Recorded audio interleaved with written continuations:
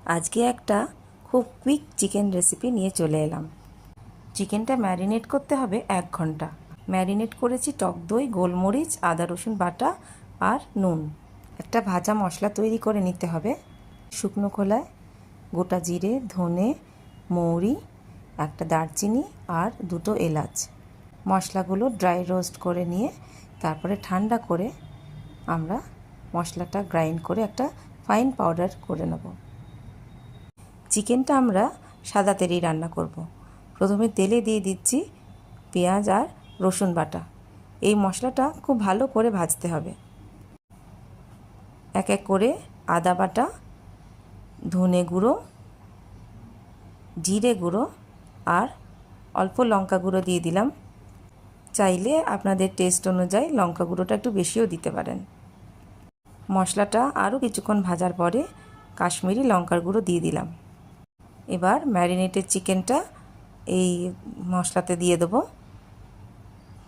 চিকেনটা কিন্তু 1 ঘন্টা মিনিমাম ম্যারিনেট করতেই হবে। এবার বেশ ভালো করে মশলাটা মাখিয়ে নিয়ে ঢাকা দিয়ে দেবো। মাঝে মাঝেই ঢাকাটা তুলে চিকেনটাকে একটু নাড়াচাড়া করে দিতে হবে। এই চিকেনটা রান্না করার সময় সেরকম জল কিছু দেব না, মাঝে মাঝেই ঢাকা দিয়ে রান্নাটা করতে হবে।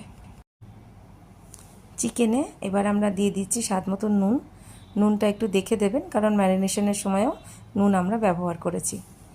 এবার দিয়ে দেব প্রথমেই সেই গোটা জিরে, ধনে আর গরম মশলা সব একসাথে ভেজে যেটা গুঁড়ো করে রেখেছিলাম সেটা 2 চামচ দিয়ে দিলাম। আবার মশলাগুলো বেশ ভালো করে মিশিয়ে নিয়ে ঢাকা দিয়ে দিলাম। এবার একটু একটু ধরে যাচ্ছে বলে ওই মিক্সির ধোয়া জলটা একটু দিয়ে দিলাম। এবার দিয়ে দেব 1/2 চামচ চিনি, 1 চামচ গুঁড়ো মশলাটাও দিলাম। মশলাটা একটু কম লাগছিল। একটা চেরা কাঁচা লঙ্কা দিয়ে আবার কিছুক্ষণ ঢেকে রান্না করব। রান্না আমাদের প্রায় শেষের দিকে। এবার কিছুক্ষণ আর 2 মিনিট মতন একটু নাড়ি চাড়িয়ে আমাদের গ্যাস বন্ধ করে দেব। এটা একটা খুবই কুইক রেসিপি চিকেনের। আপনারাও বানান আর জানান কেমন হয়েছে। টাটা।